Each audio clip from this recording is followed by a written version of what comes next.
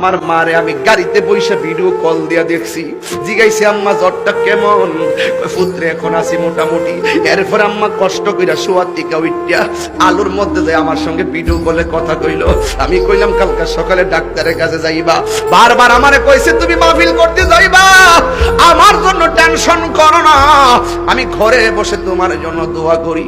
আজকে মা দুঃখিনী আছে দেই কেন আমারে দোয়া করার কথা কইছে। এ আমার মিজান ভাই, ও মিজান ভাই আমি কইতাম সাইরে ভাই, বারবার যে তুমি ভাই চেয়ারম্যান হইলা, যদি বলি কিসের জোরে ভাই চেয়ারম্যান হয়েছ, বলবে আমি টাকার জোরে চেয়ারম্যান হই নাই, আমার আব্বা আম্মার দোয়ার কারণে আমি চেয়ারম্যান হয়েছি। মা বাবার দোয়া এমন একটা জিনিস, এই পৃথিবীর সবাই স্বার্থে দোয়া করি, একটা মানুষ নিঃস্বার্থে দোয়া করে গো, ওই মানুষটার নাম হলো জনম দুঃখিনী মা, নিঃস্বার্থে ভালো।